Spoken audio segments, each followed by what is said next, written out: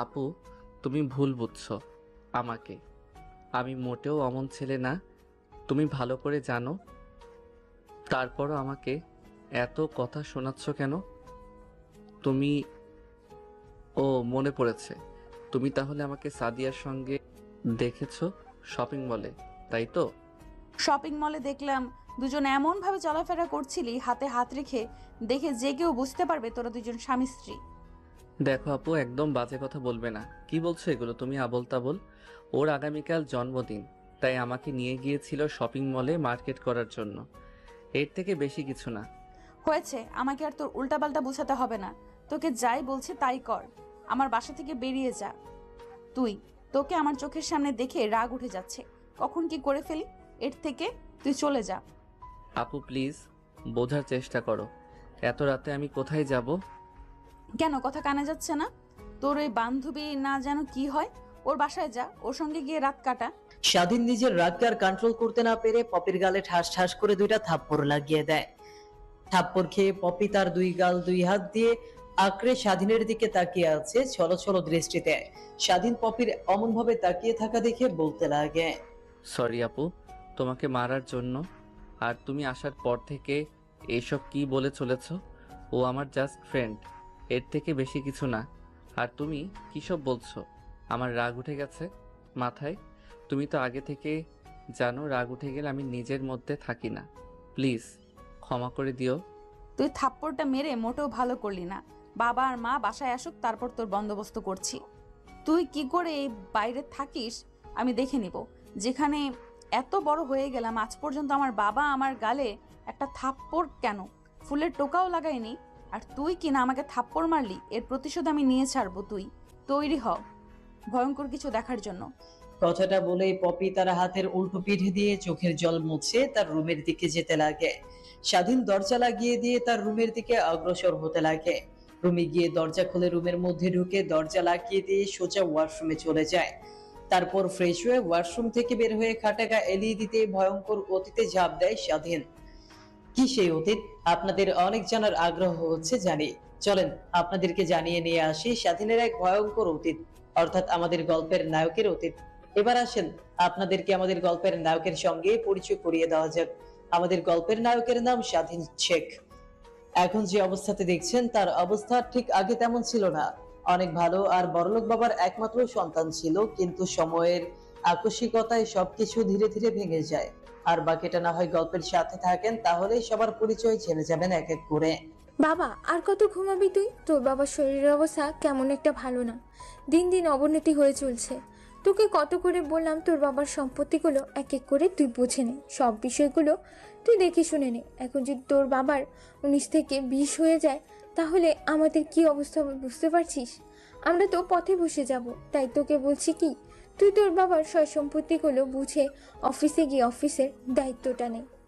দেখো মা, সকাল সকাল কানের কাছে এসে ঘ্যান ঘ্যান করো না। যাও তো এখান থেকে। এখন কিছুই করতে পারবো না আমি।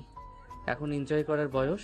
এখনও যদি সব দায়িত্ব নিজের কাছে এখনও যদি সব দায়িত্ব নিজের কাছে নেই, তাহলে এনজয় করব কখন বলো? এখন বয়সটা এনজয় করার। আমি এইচএসসি পরীক্ষা দেওয়ার পর না হয় সব দায়িত্ব নিজের কাঁধে তুলে নেব, তখন তোমাদের নিজেদের বলতেও হবে না। কিন্তু বাবা, তুই দেখ তোর বাবার অবস্থা দিন দিন অবনতি হচ্ছে, অনেক অসুস্থ। প্রত্যেক দিন চিন্তা হয় কি থেকে কি হয়ে যায়।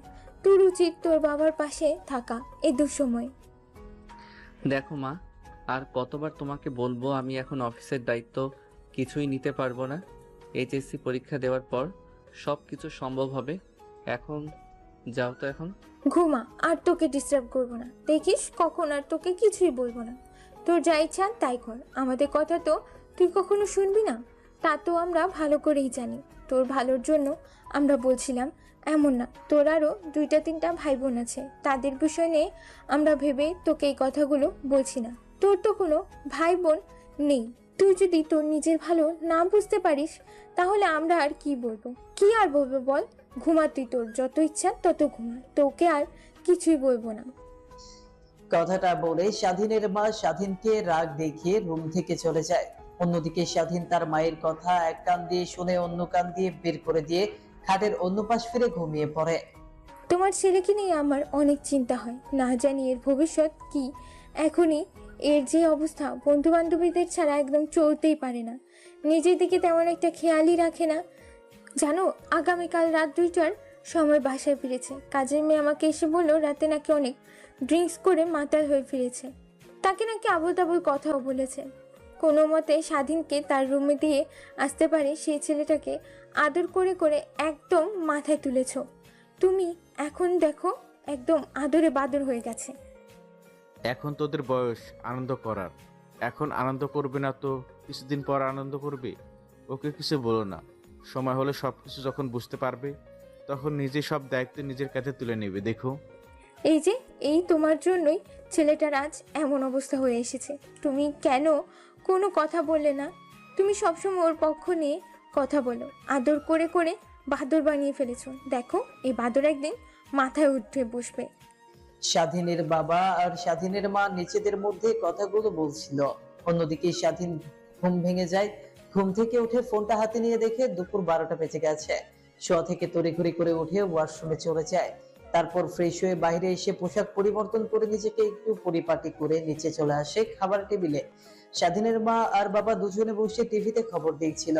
ছেলেকে আসতে দেখে স্বাধীনের বাবা বলতে লাগে, বাবা তুমি নাকি অনেক লেট করে বাসায় ফেরো, রাতে পার্টি করে ড্রিঙ্কস করে বাসায় ফেরো।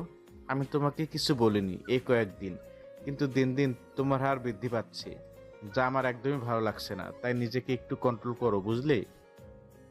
আমার বন্ধুর কথা তো তোমার মনে আছে, ছোট থেকে ড্রিঙ্কস করে করে ওর অবস্থা একদম শেষ হয়ে যায়, শেষমেশ ক্যান্সার হয়ে মৃত্যুবরণ করে। আমি চাই না তুমি আমাদের একমাত্র ছেলে হয়ে তোমার সঙ্গে এমন কিছু হোক। বাবা, তোমাকে নিয়ে ভাবতেই হবে না, আমি নিজের আওতার মধ্যে সব সময় থাকি। আর কে বলেছে রাত করে বাসায় ফিরি? আই মিন 11টা-12টার দিকেই তো চলে আসি। এটা রাত নাকি? মা অনেক ক্ষুধা পেয়েছে, কিছু খেতে দাও তো আমাকে। স্বাধীন তার বাবার সঙ্গে কথা বলা শেষ হলে তার মাকে উদ্দেশ্য করে বলে। তারপর স্বাধীনের মা তাদের মাঝ থেকে উঠে খাবার টেবিলে চলে যায়। তারপর স্বাধীনের জন্য একটা বাটিতে কিছু খাবার নিয়ে এসে তাকে দেয়। স্বাধীনের এটা নিত্যদিনের অভ্যাস, ভাত খাবে আর টিভি দেখবে, এইটা তার নতুন না। তারপর স্বাধীন টিভি দেখছে আর খাবার খাচ্ছে। একটু পর খাবার খাওয়া শেষ হলে প্লেটে হাত ধুয়ে সেখান থেকে উঠে বাইরে চলে আসে। গ্যারেজে গিয়ে বাইকের চাবিটা দিয়ে বাইক স্টার্ট করে বেরিয়ে পড়ে। বাইক চালাচ্ছিল আপন মনে। স্বাধীন ঠিক তখনই স্বাধীনের ফোনে একটা ফোন আসে। স্বাধীন বাইকটা সাইডে রেখে প্যান্টের পকেট থেকে ফোনটা বের করে দেখে তার বন্ধু ফোন করেছে। ফোনটা রিসিভ করে কানের কাছে ধরতে ওই পাশ থেকে বলতে লাগে, কিরে স্বাধীন, কই তুই? কাম তো অঘটন ঘটে ফেলাইছে, এখন কি করব কিছু বুঝে উঠতে পারছি না। প্লিজ আমাদেরকে একটু হেল্প কর। কি রে, কি হয়েছে? বিষয়টা না বলে হেল্প চেয়ে প্লিজ বলে একাকার করে ফেলেছিস। কি হয়েছে আগে বিষয়টা বল, তারপর আমি দেখছি। আর কোথায় তোরা? আমি আসছি তোদের কাছে। আমরা সবাই পার্কে বসে আছি, তুইও আয়। দাঁড়া, আমি একটু পরে চলে আসছি। কথাটা বলেই স্বাধীন ফোন কেটে দেয়। তারপর বাইক চালিয়ে যেতে লাগে পার্কের দিকে। একটু পর পার্কে চলে যায়। তারপর বাইকটা একটা সাইডে রেখে পার্কের মধ্যে ঢুকে দেখে স্বাধীনের সব বন্ধু আর ফ্রেন্ড সার্কেল ওরা বসে আছে। সবাই চিন্তিত। স্বাধীন তাদের কাছে গিয়ে বলতে লাগে, কিরে, কি হয়েছে তোদের? এমন আনমনে হয়ে বসে আছিস কেন? সবাইকে দেখে মনে হচ্ছে অনেক চিন্তিত হয়ে আছিস। কোনো কি সমস্যা হয়েছে তোদের? সমস্যা বলতে বিরাট সমস্যা হয়ে গেছে। কি করব কিছুই বুঝতে পারছি না, তাই তোকে ফোন করলাম আসার জন্য। এখন তুই কিছু একটা কর, আমাদের মাথায় কিছুই আসছে না। আরে, বিষয়টা তো কিছু খুলে বলবি। সৌরভ ফোন করে আবল তাবল বলল, তুইও বলছিস কি হয়েছে, আগে বিষয়টা বল, তারপরে দেখি কি করা যায়। তাহলে অনেক কিছুদিন আগে আমরা যে একটা ট্যুরে গিয়েছিলাম কক্সবাজার, মনে আছে তোর? স্বাধীন তার বন্ধুর কথায় মাথা দিয়ে হ্যাঁ সাই জানায়। মনে আছে? বিচের পারে সবাই ড্রিঙ্কস করে ফুল লোড হয়ে গিয়েছিলাম, কারো কোনো কন্ট্রোল ছিল না। সকালবেলা সবাইকে যে এক একজনের রুমে দেখতে পাই, ছেলে মেয়ে সবাই একসঙ্গে শুয়েছিল, মনে আছে তো? ঠিক সৌরভ আর লামিয়া অন্য একটা রুমে শুয়েছিল। আমরা তা দেখে তো তাদেরকে অনেক পচালাম। হ্যাঁ, ঠিক বলেছিস, পুরো দুজন তো এক রুমে শুয়েছিল। ওদের গায়ের পোশাক ঠিক ছিল না। রাতে বুঝি যুদ্ধ হয়েছিল দুজনের মধ্যে। ওদের তো যুদ্ধ সবসময় লেগেই থাকে আমাদের মধ্যে। বসে থাকতে তো ওদের যুদ্ধ লেগে যায়, আড্ডা দিতেও যুদ্ধ লেগে যায়। দুজনকে এত নীরব চুপ দেখাচ্ছে কেন? আর এত চিন্তিত হয়ে বসে আছিস কেন? কি হয়েছে তোদের? সৌরভ আর লামিয়ার দিকে তাকিয়ে কথাগুলো বলে স্বাধীন। স্বাধীনের কথা শুনে লামিয়া স্বাধীনের দিকে তাকাতেই দেখে লামিয়ার চোখে স্পষ্ট পানি। বোধহয় মেয়েটা অনেক কান্না করেছে। সৌরভ মুখ তুলে তাকালে দেখে ওর কপালে স্পষ্ট চিন্তার ভাঁজ ফুটে উঠেছে। আরে শালা, আমার সম্পূর্ণ কথা শেষ হতে দে। কথার আগে বাম হাত ঢুকিয়ে দিস কেন তুই? হ্যাঁ, আগে সম্পূর্ণ কথা শোন। স্বাধীন তার বন্ধুর কথা শুনে চুপ হয়ে যায়, মন দিয়ে তার কথা শুনতে লাগে। লামিয়া প্রেগনেন্ট কিভাবে? লামিয়া নিজেও বলতে পারছে না। আমরা সন্দেহ করছি কক্সবাজারে ওই দিন রাতে ওদের দুজনের মধ্যে কিছু হয়েছিল, এরপর লামিয়া প্রেগনেন্ট হয়। আমরা এটাই ভাবছি লামিয়াকে সৌরভ মেনে নিতে রাজি হয়েছে, বাট কিভাবে কি দিয়ে শুরু করব কিছুই বুঝে উঠতে পারছি না। সৌরভের মা বাবা আর লামিয়ার মা বাবাকে কিভাবে রাজি করাবো আমরা বুঝে উঠতে পারছি না। তাই সবাই চিন্তিত হয়ে বসে আছি আর তোকে ফোন করে আসতে বলেছি। তুই কিছু একটা বুদ্ধি বের করে দে। জানি তোর মাথার মধ্যে নিশ্চয়ই কোনো না কোনো বুদ্ধি খেলবে যা আমাদের মধ্যে নেই। স্বাধীন তার বন্ধুর কথা শুনে অবাক হয়ে যায়। লামিয়া আর সৌরভের দিকে বড় বড় দৃষ্টিতে তাকায়, কিন্তু এখন আর তাদের দিকে তাকিয়ে কি হবে? যা হবার তা তো হয়েই গেছে। তারপর স্বাধীন লামিয়াকে উদ্দেশ্য করে বলতে লাগে, দেখ, যা হবার তা হয়ে গেছে। এই বিষয়ে আমাদের মধ্যে না হয় থাক, বাইরে যেন না যায়। আর তুই একটা কাজ কর, তুই বাচ্চাটাকে অ্যাবর্শন করে ফেলে দে। তোর মা বাবা তো জানতে পারে নাই তোর পেটে বেবি, তাহলে তোকে আর কোনো চিন্তাও করতে হবে না। বাচ্চা ফেলে দিলে আর কোনো ভয় থাকবে না। স্বাধীনের কথা শেষ হতেই স্বাধীনের গালে ঠাস ঠাস করে দুইটা থাপ্পড় এসে পড়ে। স্বাধীন ভালোভাবে তাকিয়ে দেখে লামিয়া তাকে থাপ্পড় মেরেছে। লামিয়ার থাপ্পড় খেয়ে ভ্যাবাচাকা খেয়ে যায় স্বাধীন। ভ্রু কুঁচকে লামিয়ার দিকে তাকায়, কান্নার ব্যাগ কমিয়ে দিয়ে লামিয়া বলতে লাগে, এত বড় পাপ আমি করতে পারবো না, আর তুই কি করে আমাকে এই কথাটা বলতে পারলি?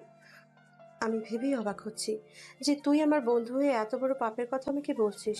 প্রয়োজন হলে ওর বাবার পরিচয় লাগবে না, আমি ওর বাবা, আমি ওর মা, এটাই সবাই জানবে। তারপর আমি ওকে ফেলতে পারবো না। যদি সৌরভ আমাকে মেনে নিতে না পারে তাতে আবার বিন্দু মাত্র দুঃখ থাকবে না। কিন্তু তুই যে কথাটা বললি, অনেক কষ্ট পেয়েছিলাম। তোর দ্বারা এমনটা আমি কখনোই আশা করিনি। তুই জানিস না বাচ্চা অ্যাবর্শন করা কতটা পাপ। আমরা না হয় ভুল করে এমনটা করে ফেলেছি, কিন্তু পৃথিবীতে আসার আগেই বাচ্চাটা কি ভুল বলতো? কেন? ও তো কোনো ভুল করেনি, তাহলে পৃথিবীর আলো না দেখে ওকে মরে যেতে হবে কেন? লামিয়ার কথা শেষ হতেই স্বাধীন বিষয়টা নিয়ে ভাবতে লাগে।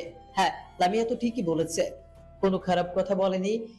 ওর মাথা দিয়ে এমন খারাপ চিন্তা কিভাবে আসতে পারলো? স্বাধীন নিজেকে নিজেই ধিক্কার দিচ্ছে, অনুশোচনার সাগরে ঢেউ খেলতেছে। তারপর সেখানে কিছুক্ষণ শুনশান নীরবতা বিরাজ করলো।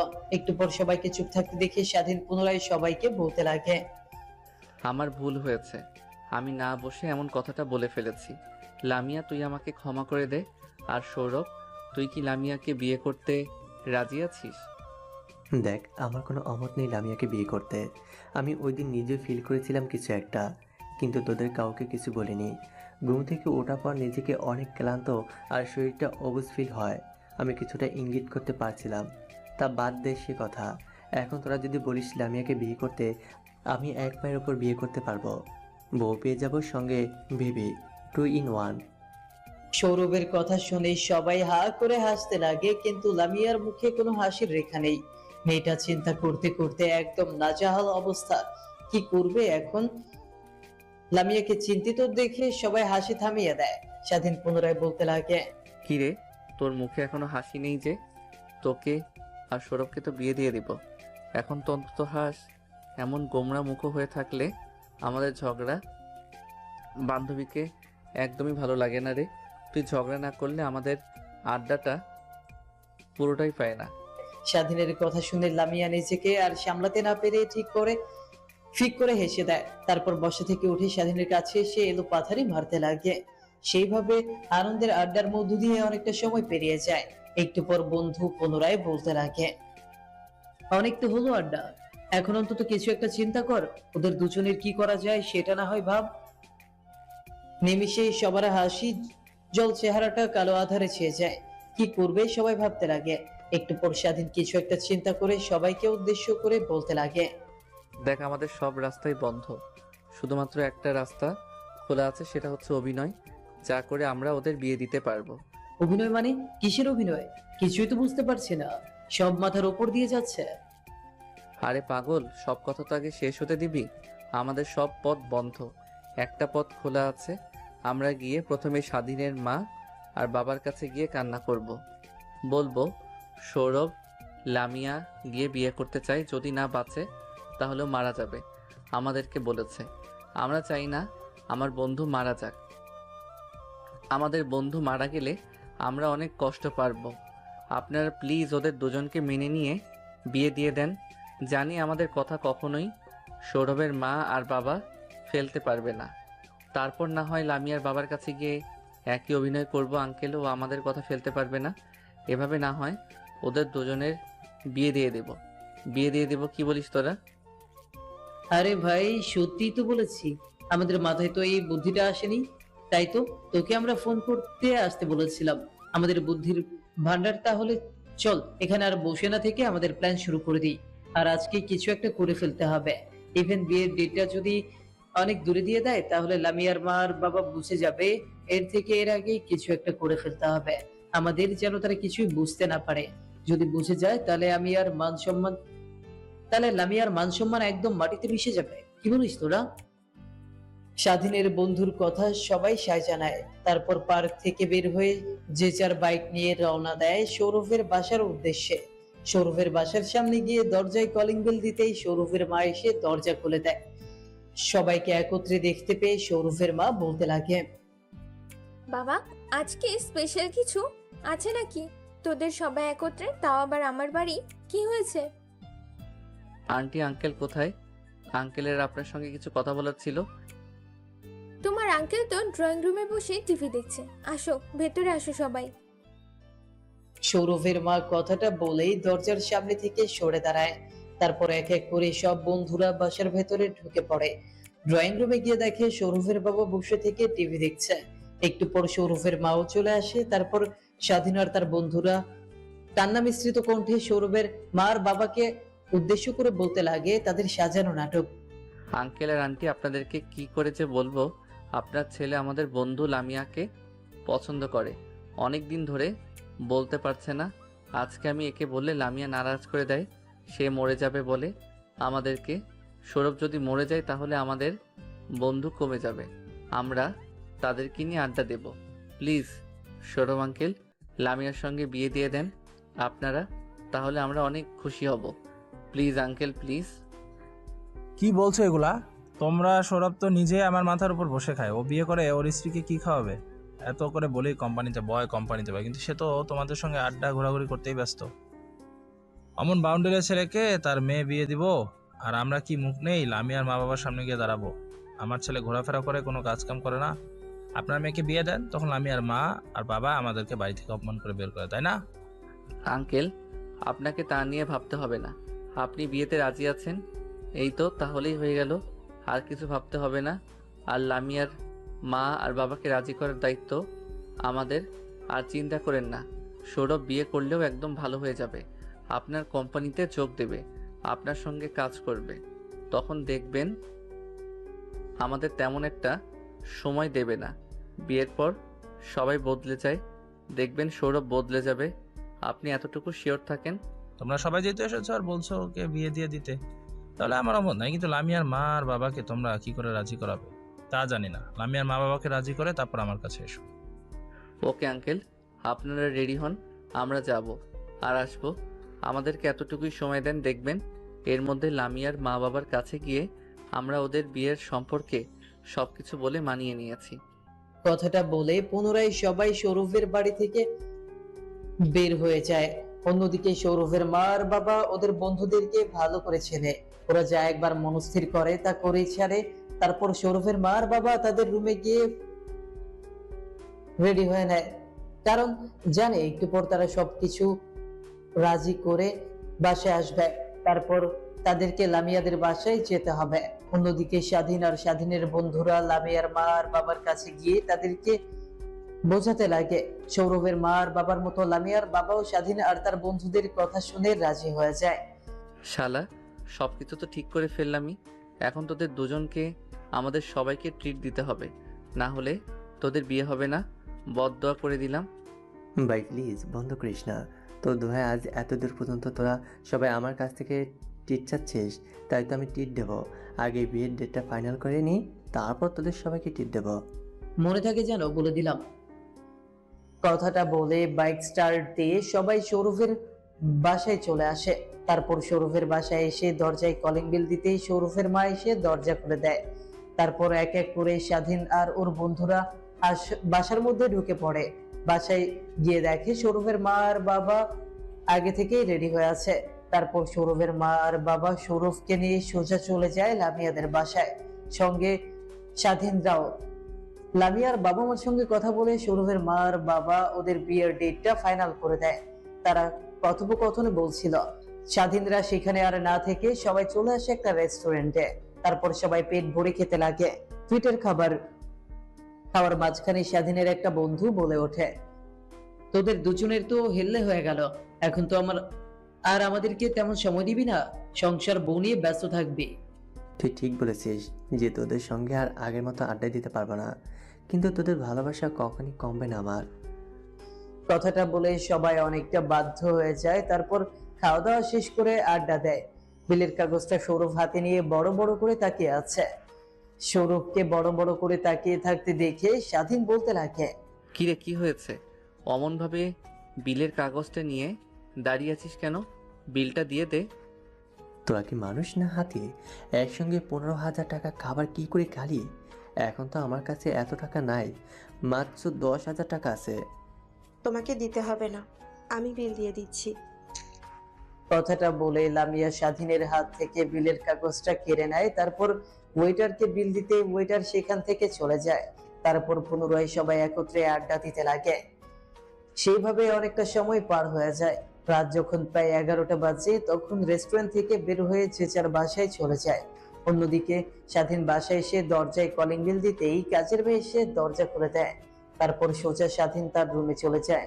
ফ্রেশ হয়ে খাটে শুয়ে ফেসবুক করতে করতে রাত যখন প্রায় 1টা বেজে যায়, তখন ঘুমিয়ে পড়ে। পরের দিন সকালবেলা ঘুম থেকে উঠে ফ্রেশ হয়ে খাওয়া দাওয়া করে কলেজের উদ্দেশ্যে বেরিয়ে পড়ে। কলেজে গিয়ে ক্লাস করতে লাগে, বন্ধুদের সঙ্গে আড্ডা দিয়ে বাসায় চলে আসে। এভাবে কাটতে লাগে অনেকটা সময়।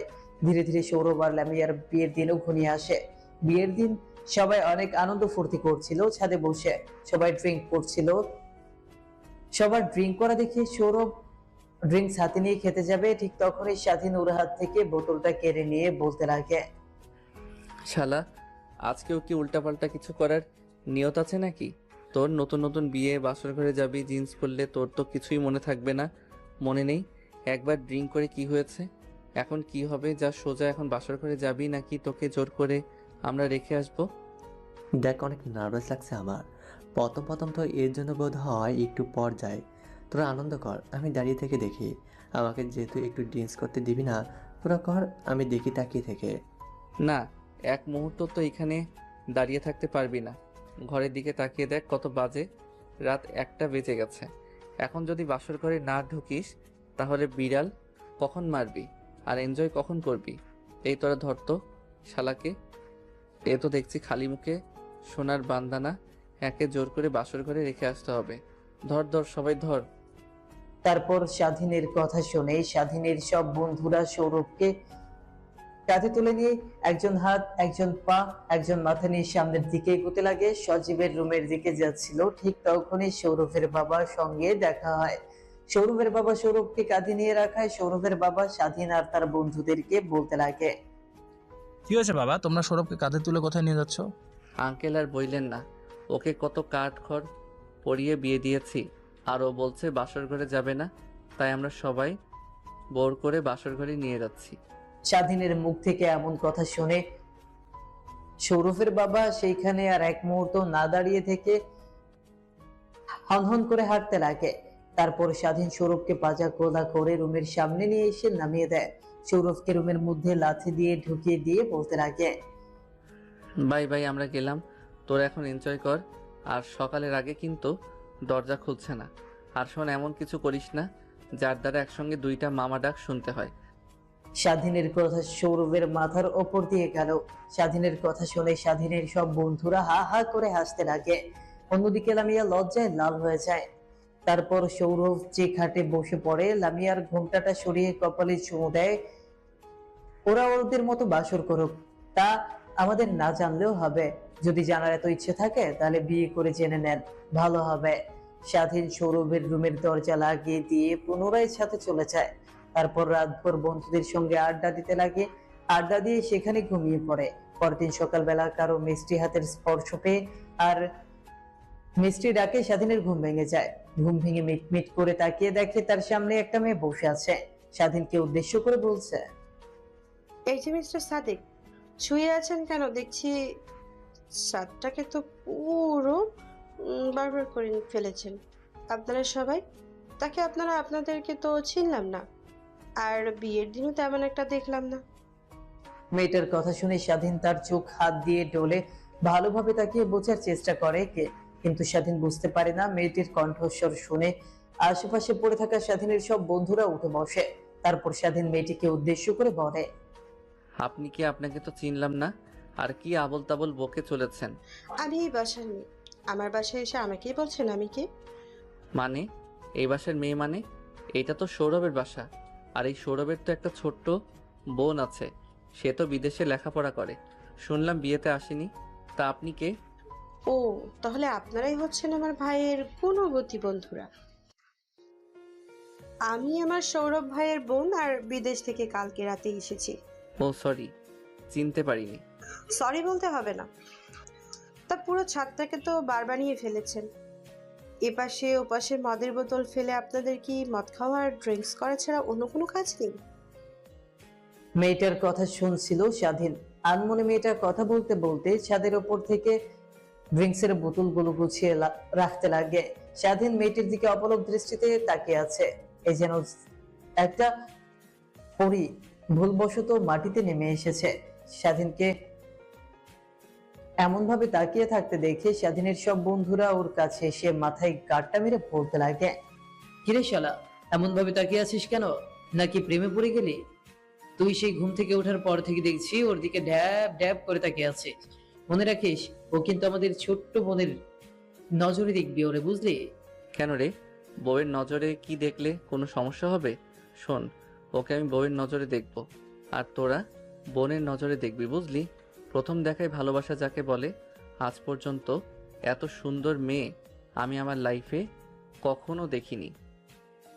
কথাগুলো স্বাধীন তার বন্ধুদেরকে উদ্দেশ্য করে বলছিল। সৌরভের বোন ছাদটা পরিষ্কার করে ছাদ থেকে নেমে যায়। তারপর স্বাধীন ছাদে আর বসে না থেকে তার বন্ধুদের সঙ্গে নিয়ে বাড়ি থেকে বের হয়েছে। তারপর তার বাসায় গিয়ে ফ্রেশ হয়ে লম্বা একটা ঘুম দেয়। বিকেলের দিকে আবার সৌরভের বাসায় চলে আসে। তারপর সব বন্ধুরা একত্রে হয়ে আড্ডা দিতে লাগে। এইভাবে কেটে যায় অনেক কয়েকটা দিন। ধীরে ধীরে বিয়ের ধুমধাম ঘনিয়ে আসছে।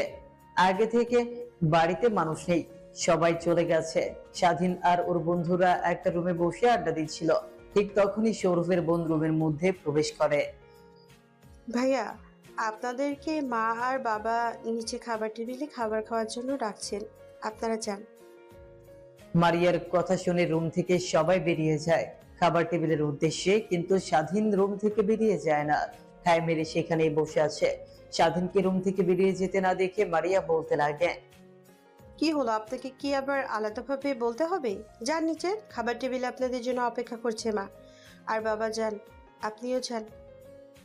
কথাটা বলছিল আর রুমটা ভালোভাবে ঝেড়ে গুছিয়ে রাখছিল। ঠিক তখনই স্বাধীন মারিয়ার হাত চেপে ধরে স্বাধীন তার পেছনের পকেট থেকে একটা গোলাপ ফুল বের করে হাঁটু গেড়ে মারিয়ার সামনে বসে বলতে লাগে, জানি না মেয়েদেরকে কিভাবে প্রপোজ করলে ওরা পটে যায়, কিন্তু আমি আপনাকে অনেক ভালোবাসি। জানি না কতটা ভালোবাসি, কখনো বলে বোঝাতে পারবো না। আর আপনাকে ছাড়া আমি কিছুই বুঝতে পারছি না। আমি তোমাকে সেই প্রথম দেখাতে, অর্থাৎ ছাদের উপর আমি যখন শুয়েছিলাম আর চোখ মেলি যখন তোমাকে দেখতে পাই, আমি তোমাকে নিয়ে এক কল্পনার জগতে ঢুকতে, তোমাকে ছাড়া এক মুহূর্ত আমি আর এখন কিছু ভাবতে পারি না। অনেক অনেক ভালোবেসে ফেলেছি আমি তোমাকে।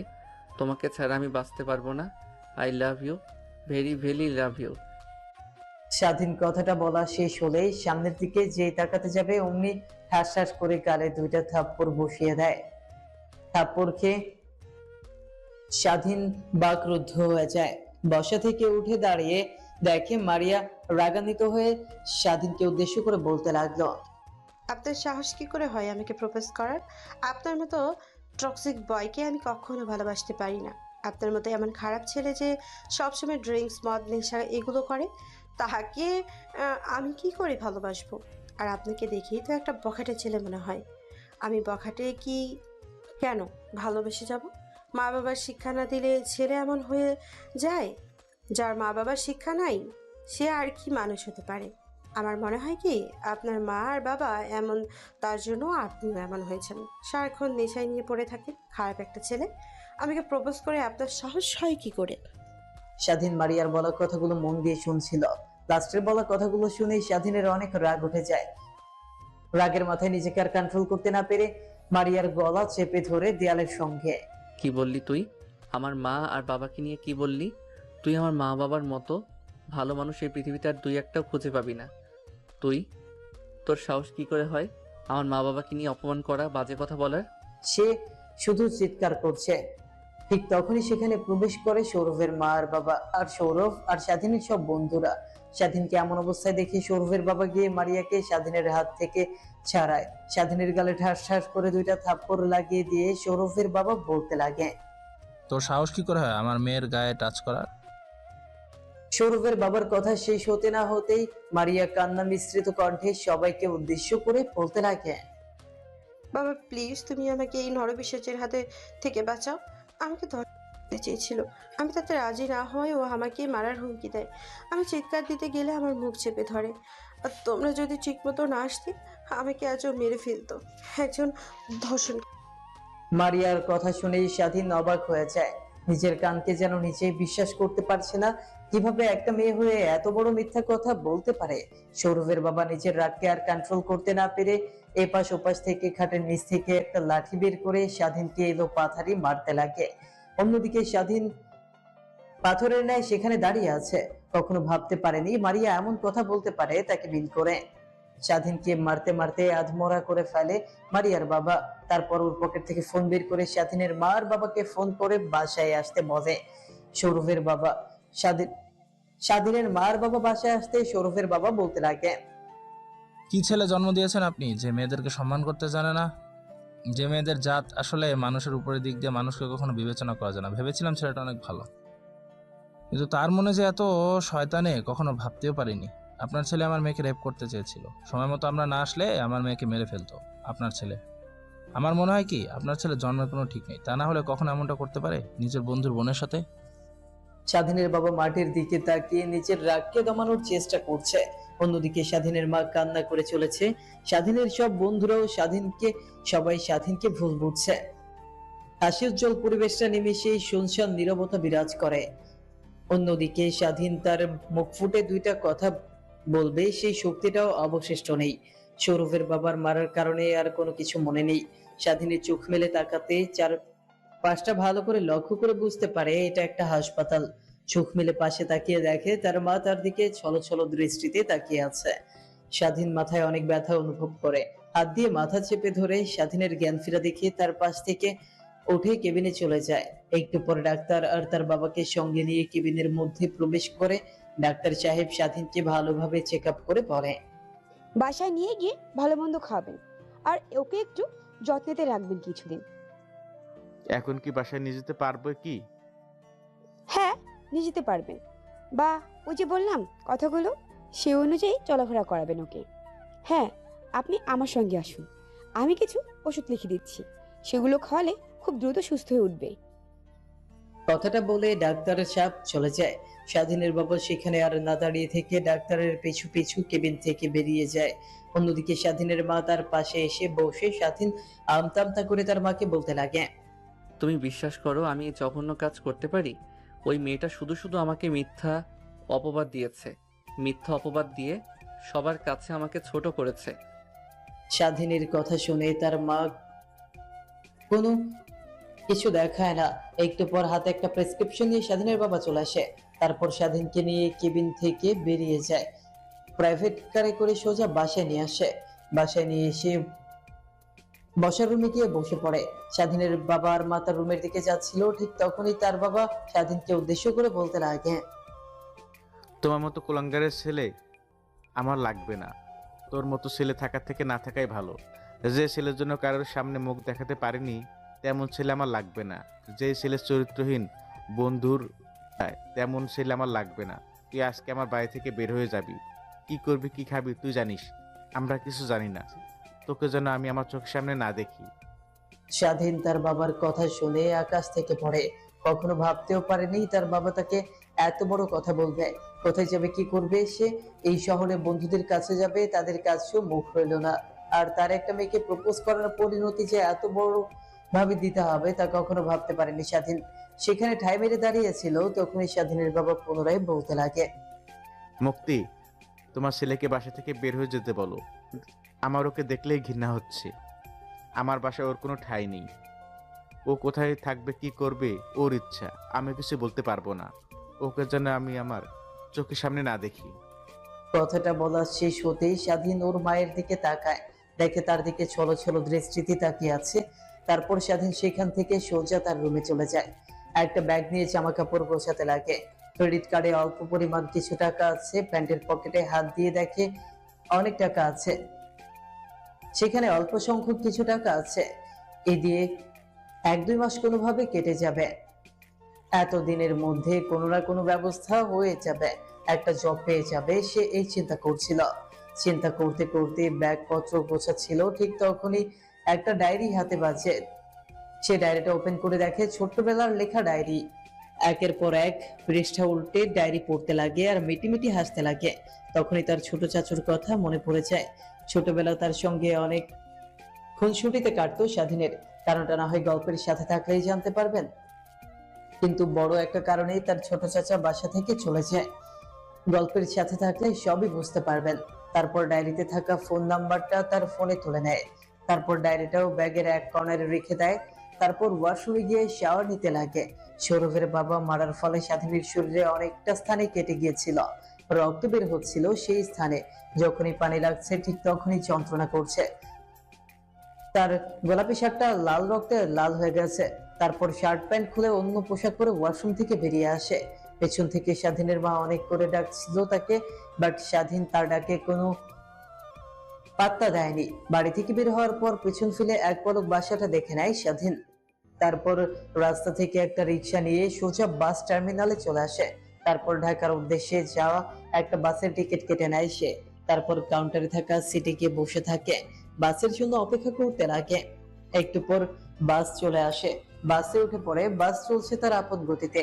স্বাধীনের সেদিকে কোনো ভ্রুক্ষেপ নেই। শুধু ভেবেছে একটা মেয়ের জন্য কিভাবে তার সাজানো গোছানো জীবন নষ্ট হতে পারে। তখনই ফোনটা ভাইব্রেশন হতে লাগে। স্ক্রিনের উপর লেখা আছে মা। ফোনটা কেটে দিয়ে সুইচ অফ করে সিম কার্ড খুলে রেখে অন্য আরেকটা সিম কার্ড ঢুকিয়ে নেয়। তারপর ডায়েরিতে থাকা নাম্বারটাতে কল করে। কল করার পর কয়েকবার কল হওয়ার পর ফোনটা রিসিভ করে। হ্যালো, কে? স্বাধীন কি জবাব দিবে বুঝতে পারে না। স্বাধীনের ভাবনার মাঝে ওই পাশ থেকে পুনরায় বলতে লাগে, হ্যালো, কে? কথা বলছেন না কেন? সে যে ফোন রিসিভ করে হ্যালো হ্যালো বলছি, বাট সারা শব্দ পাচ্ছে না কেন? কথা না বললে ফোন রেখে দিলাম। তারপর স্বাধীন আমতা আমতা করে বলতে লাগে, চাচ্চু। চাচু ডাকটা শুনে স্বাধীনের চাচা বুঝে যায় যে স্বাধীন ডাক দিয়েছে। অনেকদিন পর চাচু ডাকটা শুনছে। তার মতো এমন মিষ্টি ভাবে আর কেউ ডাকতে পারে না। বাবা, তুই এতদিন পরে তোর চাচুর কথা মনে পড়লো? তুই ফোন করলি, তোর ফোনের অপেক্ষায় রয়েছি সে কত বছর ধরে। তোর ফোনের অপেক্ষায় রয়েছি সেই কত বছর ধরে। এত বছর পর আমার কথা মনে পড়লো। তা কি মনে পড়লো? নিশ্চয় তোর কোনো সমস্যা হয়েছে। তারপর স্বাধীন তার চাচাকে ফোনের মধ্যেই শুরু থেকে শেষ পর্যন্ত বলে দেয়। স্বাধীনের কথা শুনে ওই পাশ থেকে স্বাধীনের চাচা বলতে লাগে, বাবা, তোর জীবনের উপর দিয়ে এত বড় ঝড় গিয়েছে, তুই সহ্য করলি কি করে? তোর জায়গায় যদি অন্য কোনো ছেলে থাকতো তাহলে নির্ঘাত সুইসাইড করত। তুই এখন কোথায় আসিস? আমার বাসায় আয় তুই। আমার বাসায় থাকবি, খাবি, লেখাপড়া করবি। তুই আমার ছেলে না? বাসে উঠেছে গাবতলী পর্যন্ত যেতে পারবো, তারপরে তো আমি চিনি না। তুমি এসে না হয় আমাকে গাবতলী বাস টার্মিনাল থেকে নিয়ে যাও। আচ্ছা বাবা, তুই আগে গাবতলী বাস টার্মিনালে এসে আমাকে ফোন করিস।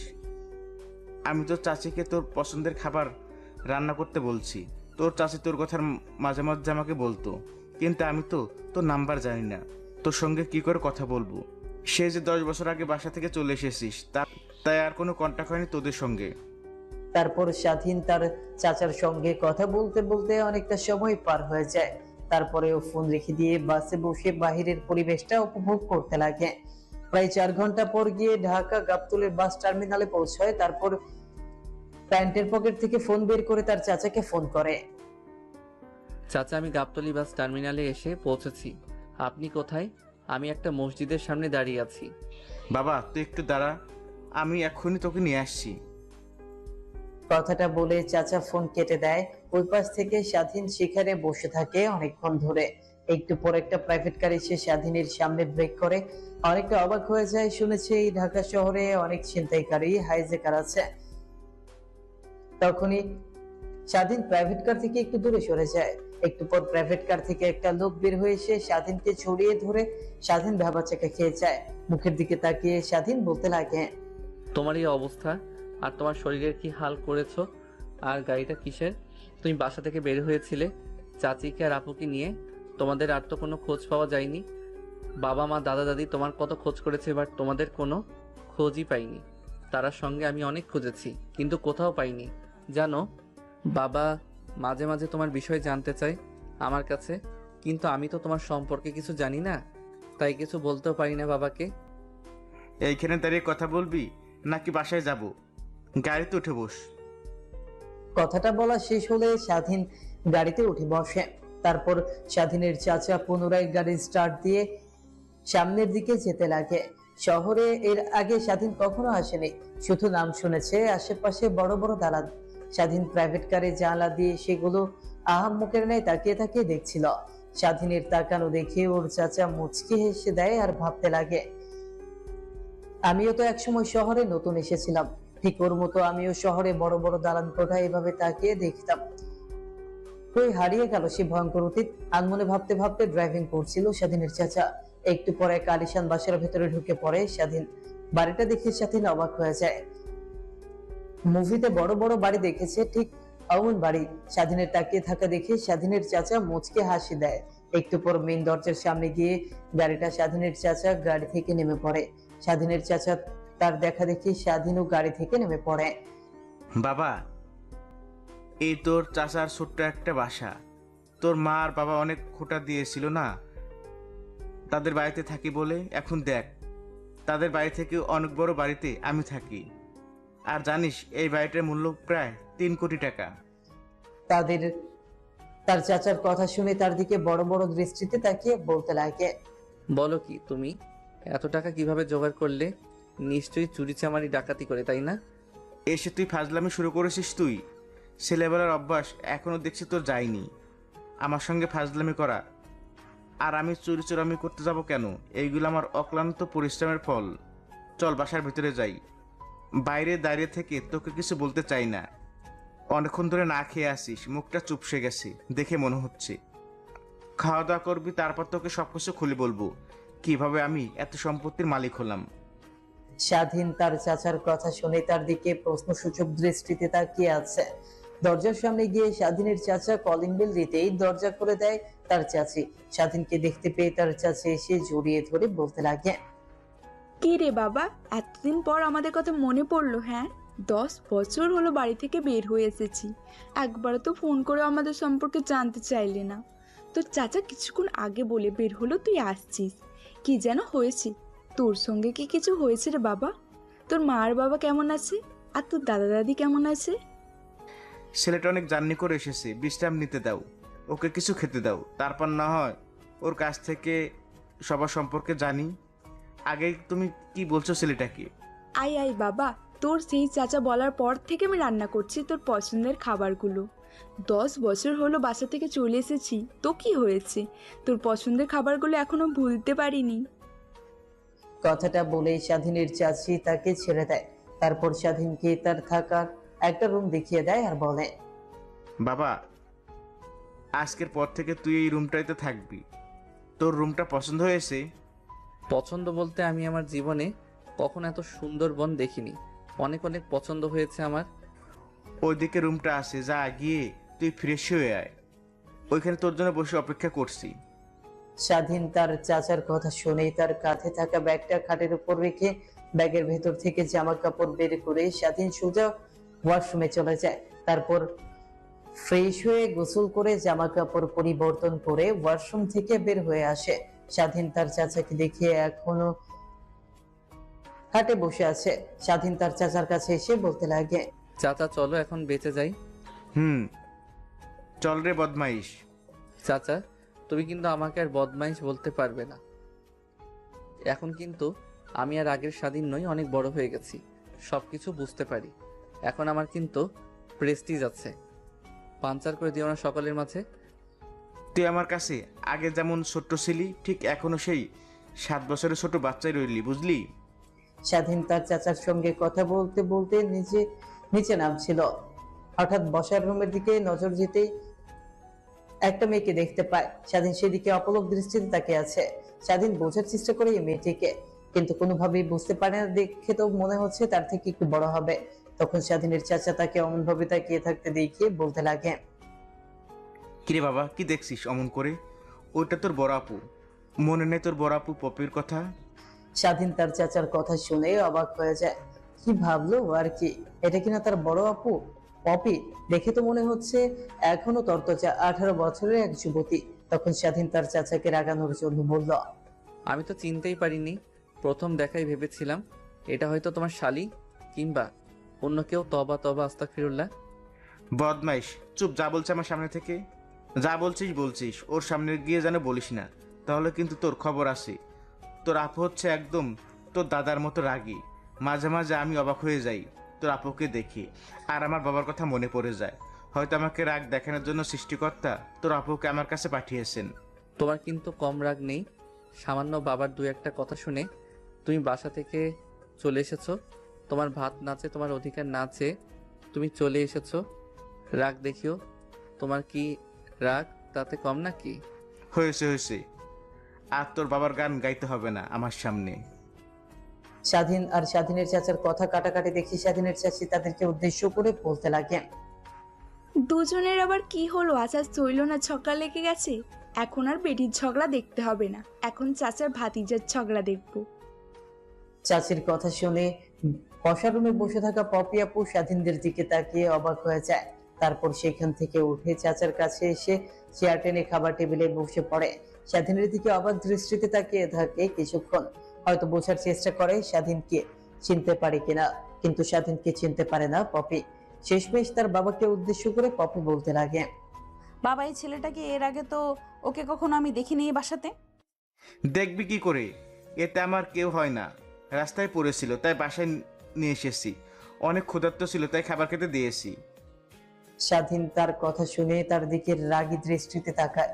স্বাধীনের চাচি পপিকে উদ্দেশ্য করে বলতে লাগে, মা, মনে আছে আজ থেকে 10 বছর আগে তোর চাচা চাচি দাদা দাদিকে ছেড়ে ঢাকায় চলে এসেছিলাম। তোর চাচার ছোট্ট একটা বাচ্চা ছিল যার নাম ছিল স্বাধীন, মনে আছে তোর? আমার মনে থাকবে না কেন? সেই দুষ্টু ছেলেটা যে প্রায় প্রায় আমার সঙ্গে মারামারি করে, আমাকে মেরে তোমাদের কাছে গিয়ে উল্টাপাল্টা বলতো, আমি যে তাকে মেরেছি, মনে থাকবে না কেন? হারে হারে মনে আছে। এটাই হচ্ছে তোর সেই হাড়ে হাড়ে থাকা বদমাস ছেলেটা স্বাধীন।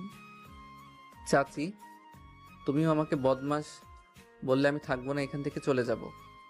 আরে বাবা, বলছো কেন তুমি আমাকে? আমি তো শুধু তোর মন রক্ষার জন্য বললাম। তুমি তো অনেক ভদ্র ভালো একটা ছেলে। কে বলেছি তুমি বদমাইশ? তুমি ভদ্র একটা ছেলে, ভালো একটা ছেলে। যে বদমাইশ বলবে তার 14 গোষ্ঠী বদমাইশ। হয়েছে মা, আর তোমাকে ওকে নিয়ে বলতে হবে না। তা পিচ্ছি, প্রায় 10 বছর পর আমাদের কথা মনে পড়লো তোর? এতদিন একবারও তো আমাদের খোঁজ খবর নিলি না, তা হঠাৎ করে আজ আমার বাড়ি এসে উঠলি যে? মা, ও আজ থেকে আমাদের বাসায় থাকবে। তুই যে কলেজে পড়িস ওই কলেজে স্বাধীনকে ভর্তি করে দিব। আজ থেকেও ও আমাদের আরেকটা সন্তান। চাচা কথা বলছিল আর খাবার খাচ্ছিল। সেখানে অনেকটা আনন্দ ফুর্তির মধ্য দিয়ে খাবার খাওয়া শেষ করে বসার রুমে গিয়ে বসে সবার সঙ্গে আড্ডা দিচ্ছিল। কিছুক্ষণের জন্য স্বাধীন ভুলে গিয়েছিল যে স্বাধীন এখানে এসেছে। স্বাধীন বাসা থেকে অপমানিত হয়ে একটা মেয়ের কারণে। তখনই স্বাধীনের নজর যায় অপর দিকে। ওনার দিকে তাকিয়ে আছে স্বাধীন। অপের হাসি দেখে, তার গালে পড়া টোল দেখে সে প্রতিনিয়ত তার প্রেমে পড়ে যাচ্ছে এমন চিন্তা ভাবনা করছিল সে। তখনই নিচের মাথায় নিচে একটা থাপ্পড় দিয়ে বলতে লাগে, মেয়েদের পাল্লায় পড়া যাবে না। আমার পরিচয় আমাকে গড়ে তুলতে হবে, পিছন ফিরে তাকানো যাবে না। আর মেয়েদের মায়ের দিকে ফিরেও তাকানো যাবে না। সময় হলে ওরা আমার দিকে এগিয়ে আসবে। আনমনে কথাগুলো ভাবছিল। ঠিক তখনই স্বাধীনের চাচা ওর গায়ে হাত দিয়ে বলতে লাগে, কিরে বাবা, কই হারিয়ে গিয়েছিলি তুই? তোকে এত করে ডাকছি, তোর কোনো সারা শব্দ খুঁজে পাচ্ছি না। দেখ, যা হবার হয়ে গেছে, তা নিয়ে আর ভাবতে হবে না। ওকে চাচা, বুঝতে পারছি।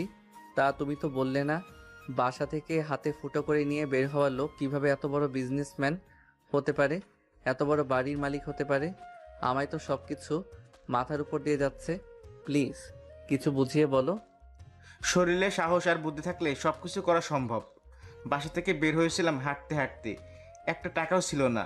তোর চাষির গহনা বেচে আমি ব্যবসা শুরু করি, সেখান থেকে আজ এত দূরে এসেছি। এত দূর আসার পিছনে মূল কারণ জানিস? তোর বাবা। তোর বাবার প্রত্যেকটা কথা আজ আমাকে এত বড় করে তুলেছে। তোর বাবার উপর এখন আর কোনো রাগ নেই। আমি অনেক খুশি। গ্রামের বকেটে ছেলে সারাদিন শুধু জগ হলে বেড়াতো, সেই ছেলে এখন বড় কোম্পানির মালিক। তাকে হাজার হাজার ছেলে পেলে এসে স্যার বলে ডাকে।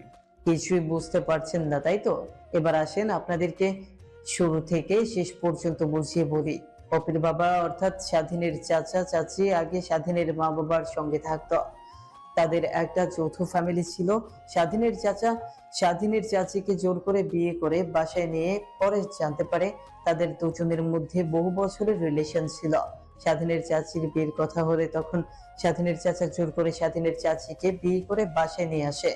তাকে সবাই বউ হিসেবে মেনে নেয়। তারপর স্বাধীনের চাচা পুরো গ্রামটা বখাটে ছেলের মতো ঘুরে বেড়াতো।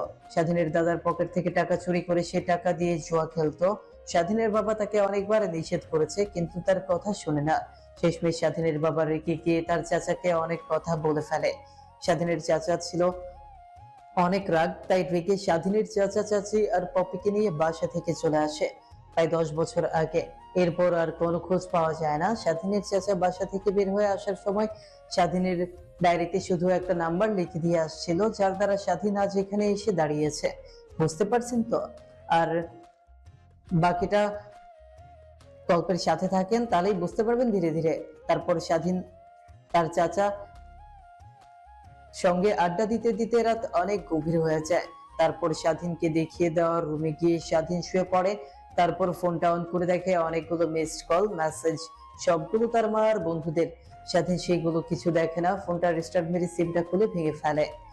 কারো সঙ্গে যোগাযোগ করতে চায় না স্বাধীন। যারা তাকে ভুল বুঝেছে, যারা এত বছর হলো তাকে দেখে শুনে এসেছে, সেই কিনা তারা তাকে ভুল বুঝেছে। স্বার্থপর বন্ধুদের সঙ্গে আর কোনো কথা বলতে চায় না সে। তারপর ফোনটা পুনরায় অন করে নতুন করে ফেসবুক মেসেঞ্জার সবকিছু খোলে। তারপর ফোনটা পাশে রেখে স্বাধীন ঘুমিয়ে পড়ে। বর্তমান স্বাধীন কথাগুলো ভেবে চোখ বেয়ে পানি গড়িয়ে পড়তে লাগে। হাতের উল্টো পিঠ দিয়ে পানিগুলো মুছে স্বাধীন অন্য পাশ ফিরে ঘুমিয়ে পড়ে। এরপর পরের দিন সকালবেলা ঘুম ভেঙে যায় ফজর আজানের শব্দে।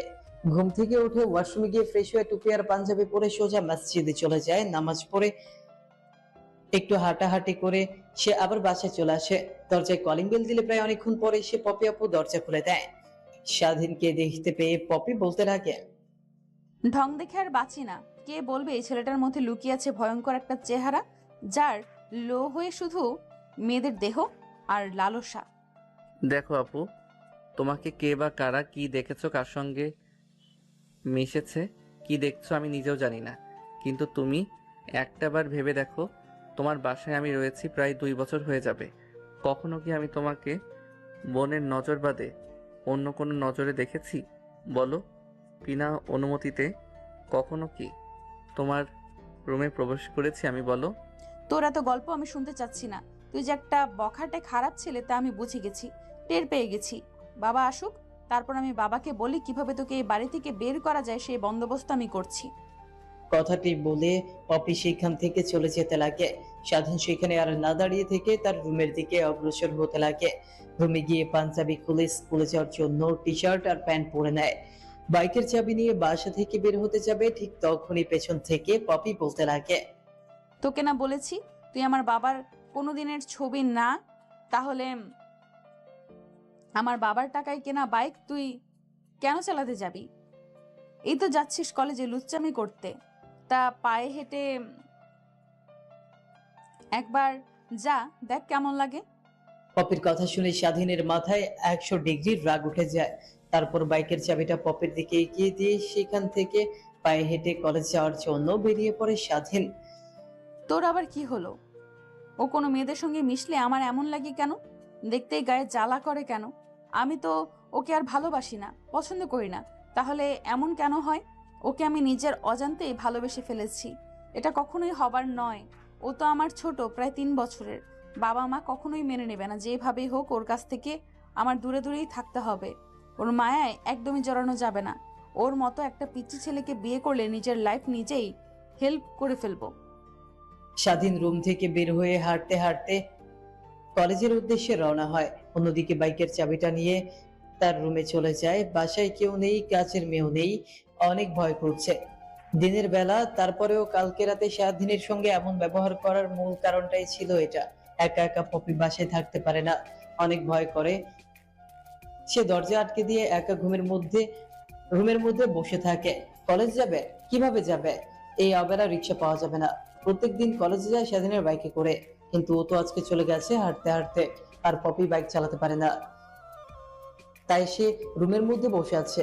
একটু পর দরজায় কলিং বেলের শব্দ শুনতে পায়, অনেকটা ভয় পেয়ে যায়, কারণ লোক চোখে শুনেছে একটা একা নিরিবিলি বাসায় অনেক ডাকাত চোর এগুলো আসতো, কিন্তু তার বাসায় ডাকাত আসবে কি করে?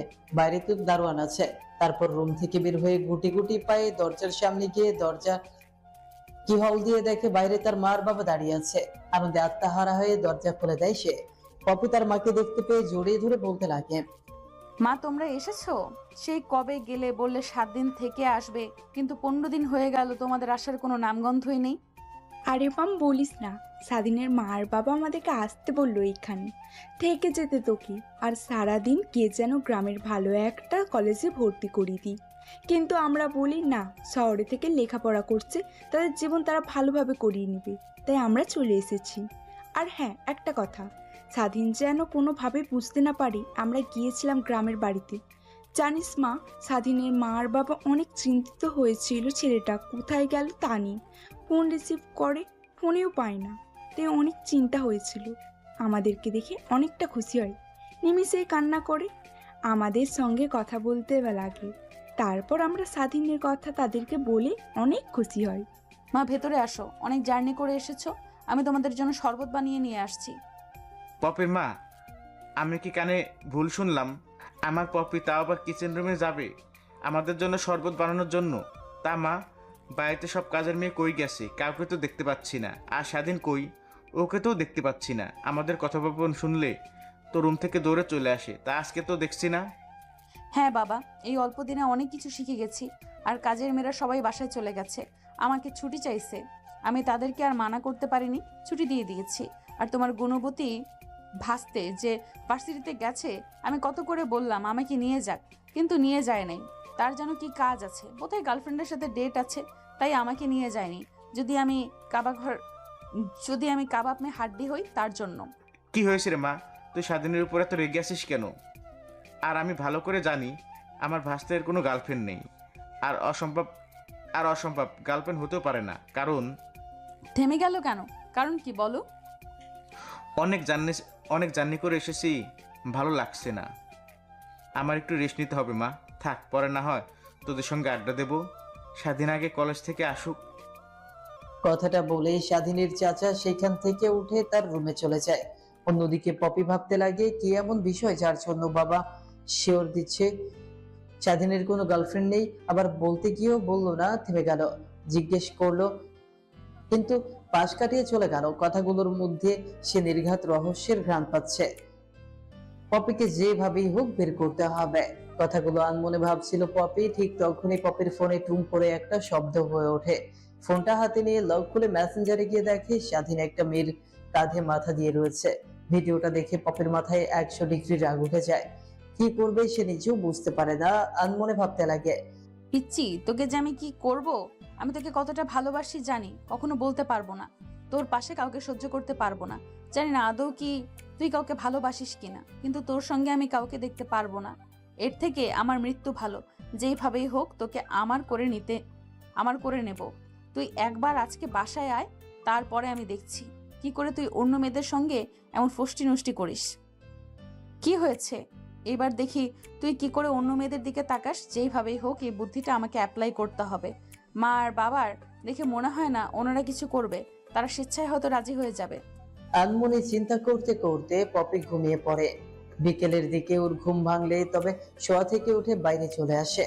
বাইরে এসে দেখে বসার রুমে বসে থেকে পপির বাবা আর স্বাধীন বসে আড্ডা দিচ্ছে। পপি তাদের সঙ্গে গিয়ে আড্ডা দিতে লাগে। সেদিন স্বাধীনকে কিছু বুঝতে দেয় না। একটু পর তার জীবন পুরোটা মোড় নিবে, তার জীবনের সঙ্গে অন্য আরো একটা নাম জড়িয়ে পড়বে। স্বাধীনের দিকে তাকিয়ে হাসি মাখা মুখটা দেখছিল আর অনেক কথা ভাবছিল। ঠিক তখন পপির মা তাদের জন্য চা নিয়ে আসে।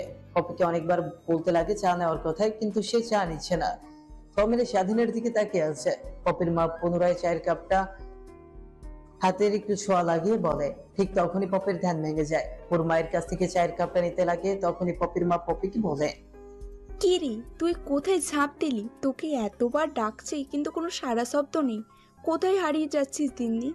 তোর ভাবলা আর কোনো কেমন যেন সন্দেহ মনে হচ্ছে রে। যাক, যাকে আমাদেরকে রান্নার কাজে সাহায্য কর। কাজের মেয়েদেরকে ফোন করেছিলাম, ওরা সবাই কালকে আসবে। আজকে আসতে পারবে না। আমাদের কত কিছু একটা খেতে হবে। তোর বাবা বাইরের খাবার একদম পছন্দ করে না, তুই জানিসই তো। তা না হলে আমরা সবাই বাইরে গিয়ে খাবার খেয়ে আসতাম। তারপর সবাই একত্রে বসে আড্ডা দিতে লাগে। অনেকটা সময় পার হয়ে যাওয়ার পর পপি আর পপির মা দুজনে চলে যায় রান্নাঘরে রান্না করার জন্য। পপি রান্না করছে গরমের মধ্যে, তার অবস্থা একদম নাজেহাল, তাই বুকের উপর থেকে অন্যটা সরিয়ে কোমরে ভালোভাবে গুছিয়ে রেখেছে। স্বাধীন ঠিক তখনই কিচেন রুমে ঢুকে পানির বোতল নেওয়ার জন্য। পপির দিকে তাকাতে পপিকে অমন অবস্থায় দেখে অপলক দৃষ্টিতে ওর দিকে তাকিয়ে আছে। শরীরে টুকটুক করে ঘাম বের হচ্ছে, চুলটা মুখের উপর দোলনা দিচ্ছে। বুকের উপর কাপড় নেই, পপি রান্না করছিল। ঠিক তখনই স্বাধীনের দিকে নজর যায়, দেখে স্বাধীন তার দিকে তাকিয়ে আছে অপলক দৃষ্টিতে। তখনই পপি তার দিকে তাকায়, দেখে বুকের উপর ওড়না নেই। তখনই আনমনে বলতে লাগে, দেখো পিচ্ছি, দেখো এখন এমন এক কাজ করে দেখো, একটু পর তো সব কিছু খুলে দেখাবো তোমাকে। কথাটা আনমনে ভাবতে লাগে, কিন্তু স্বাধীনের কোনো হেলদোল নেই। পপির দিকে তাকিয়ে আছে যেন এক পরী, যার দিক থেকে দৃষ্টি সরানো যাবে না। ঠিক তখনই কিচেন রুমে হাতে একটা বাটি নিয়ে প্রবেশ করে চাচি। স্বাধীনকে কিচেন রুমে দাঁড়িয়ে থাকতে দেখে চাচি বলতে লাগে, বাবা অনেক গরম পেয়েছি, কিচেন রুমের আসা যাচ্ছে না, আর তুই এখানে দাঁড়িয়ে আছিস কেন? কারো কণ্ঠস্বর শুনতে পেয়ে স্বাধীনের ধ্যান ভেঙে যায়। তারপর ফ্রিজ থেকে পানির বোতলটা হাতে নিয়ে কিচেন রুম থেকে বের হতে হতে বলে, চাচা, পানির জন্য এসেছিলাম। চাচা পানি খাবে বলল, তাই এসেছিলাম। এই যে পানির বোতল নিয়ে এখন যাচ্ছি। তোমরা কাজ করো। আর কিচেন রুমে এত গরম কেন? এখানে এসি লাগাতে পারো না? দেখো পাগল ছেলের কথা, কিচেন রুমে কেউ এসি লাগায়? তাহলে রান্না করবে কেমনি? কিচেন রুমে এসি লাগালে তোমার পরীর মতো মেয়েটাকে তো আর ঘামতে হতো না। কথাটা বলেই স্বাধীন সেখানে আর এক মুহূর্ত না দাঁড়িয়ে থেকে ভো দৌড় দিয়ে সেখান থেকে চলে আসে। তারপর তার চাচাকে পানির বোতলটা দেয়। তারপর তার চাচা পানি খেতে লাগে। এইভাবে পেরিয়ে যায় অনেকটা সময়। স্বাধীন আর তার চাচা বসে থেকে টিভিতে মুভি দেখছিল। তখনই পপির মা আর পপি এসে তাদের পাশে বসে টিভি দেখতে লাগে। অনেকটা সময় পার হয়ে যাওয়ার পর চাচা বলতে লাগে, রান্না কি হয়েছে? তোমাদের অনেক ক্ষুধা পেয়েছে, সে আসার পর থেকে না খেয়ে আসি। রান্না শেষ হয়েছে, চলো সবাই খাবার খেয়ে নেবে। কথাটা বলা শেষ হলে সবাই খাবার টেবিলে চলে আসে। তারপর সবাই খাওয়া দাওয়া করে যে যার রুমে চলে যায়। স্বাধীন তার রুমে গিয়ে পড়ার টেবিলে বসে পড়ছিল। ঠিক তখনই ফোনে মেসেজ টোন বেজে ওঠে। কিছু একটা চিন্তা করে ফোনটা হাতে নিয়ে মেসেজের ভেতর ঢুকে দেখে পপি আপু তাকে ডেকেছে তার রুমে। স্বাধীন সময়ের দিকে তাকিয়ে দেখে রাত 10টা বাজছে। বুঝতে পারে না এত রাতে কেন পপি আপু তার রুমে ডাকছে। কেয়ার করার যেহেতু ডেকেছে আর তো থাকা যাবে না। তারপর বইটা পাশে রেখে উঠে পপি রুমের দিকে অগ্রসর হতে লাগে। রুমের সামনে এসে দরজায় করাঘাত করতেই দরজা খুলে যায়। রুমের মধ্যে গিয়ে দেখে রুমে কেউ নেই। আপু বলে ডাক দিলে ওয়াশরুম থেকে শব্দ হতে লাগে। স্বাধীন সোফায় বসে মোবাইলে ফেসবুকিং করতে লাগে। ঠিক তখনই কট করে দরজা খোলার শব্দ হয়। ওয়াশরুমের দরজার দিকে তাকিয়ে স্বাধীন তো অবাক হয়ে যায়। পপি আপুর পুরো শরীরে পানি টপটপ করছে। পুরো শরীরে শুধু টাওয়াল কাচানো। কিছুক্ষণ তাকিয়ে থেকে মাঠের দিকে তাকিয়ে বলে, আপু সরি, আমি অসময়ে তোমার রুমে চলে এসেছি। আমি যাচ্ছি। আর কি হয়েছে বলো? হঠাৎ তুমি তোমার রুমে আমাকে ডাকলে কেন? স্বাধীনের কথা শেষ হতেই পপি ওয়াশরুমের দরজার সামনে থেকে সরে গিয়ে তার রুমের দরজা লাগিয়ে দেয়। স্বাধীন বড় বড় দৃষ্টিতে পপি আপুর দিকে তাকায় আর বলে, আপু কি করছো তুমি? দরজা লাগিয়ে দিচ্ছ কেন আমাকে? আর তোমাকে যদি এক রুমে তোমাকে এই অবস্থায় দেখে তাহলে চাচা চাচির আমাদের দুজনকে ভুল বুঝতে পারবে। তুমি তো এটাই চাচ্ছিলে, আমাকে আর তোকে ভুল বুঝে আমাদের দুজনকে বিয়ে দিয়ে দিক। কি বলছো এগুলো তুমি আপু? ভেবেচিন্তে বলছো? তোমার কি মাথাটা পুরোটাই গেছে? চুপ, একদম চুপ। এখন আমি যা করি তুই শুধু দেখে যা, আর একটাও কথা বলবি না। কথাটা বলে পপি ওয়ার্ড্রোব থেকে একটা 3 পিস পরে নেয়। তারপর আয়নার সামনে গিয়ে চুলগুলো এলোমেলো করে ফেলে। স্বাধীন সেদিকে না তাকিয়ে মাটির দিকে তাকিয়ে আছে। তারপর 3 পিসটার অনেকটা অংশ স্বেচ্ছায় ছিঁড়তে লাগে। হঠাৎ কাপড় ছিঁড়ার শব্দ পেয়ে স্বাধীন মাটির দিক থেকে ড্রেসটি সরিয়ে পপের দিকে তাকিয়ে দেখে তার শরীরের 3 পিসের অনেক জায়গায় বড় বড় করে ছেঁড়া। স্বাধীন কিছু একটা ইঙ্গিত বুঝতে পারে যে রুম থেকে বের হতে যাবে। ঠিক তখনই পপি দৌড়ে গিয়ে স্বাধীনকে জড়িয়ে ধরে খাটে পড়ে যায়। তারপর চিৎকার দিতে লাগে, প্লিজ আমাকে এর হাত থেকে বাঁচাও বাবা, প্লিজ আমাকে বাঁচাও। স্বাধীন আমাকে শেষ করে ফেললো, নষ্ট করে ফেললো। আমি এই মুখ সমাজে দেখাতে পারবো না বাবা, প্লিজ আমাকে বাঁচাও প্লিজ। পপির বাবার মা তাদের রুমে শুয়েছিল। হঠাৎ মেয়ের এমন চিৎকার চেঁচামেচির শব্দ শুনতে পেয়ে পপির বাবার রুম থেকে তাড়াতাড়ি পপির রুমের সামনে চলে আসে। দরজায় বারবার করে কড়া নাড়তে লাগে, কিন্তু ওই পাশ থেকে তো পপি দরজা আটকে দিয়েছে। তারপর পপির বাবা তার রুমে চলে যায়। ডুপ্লিকেট চাবি নিয়ে এসে দরজা খুলে দেখে স্বাধীন পপিকে একই বিছানায় জড়াজড়ি করে শুয়ে আছে। পপির বাবা রুমে ঢুকতেই পপি স্বাধীনকে ছেড়ে দেয়। তারপর ওর মা কাছে গিয়ে জড়িয়ে ধরে কান্না করতে লাগে। অন্যদিকে পপির বাবা স্বাধীন কাছে গিয়ে ঠাস ঠাস করে 2টা থাপ্পড় লাগিয়ে দিয়ে বলে, কি করতে নিয়েছিলি তুই? তোর ওইটা বড় আপু হয়, তো সাহস কি করে হয়? দুধ কলা দিয়ে কালসা বাড়িতে পুষেছি। তুই তাহলে ওই দিন তোর বন্ধুর বোনকে, তা না হলে তোকে সবাই ভুল বুঝে বাড়ি থেকে তাড়িয়ে দিত না? আমারই ভুল হয়েছে তোকে এখানে আশ্রয় দিতে।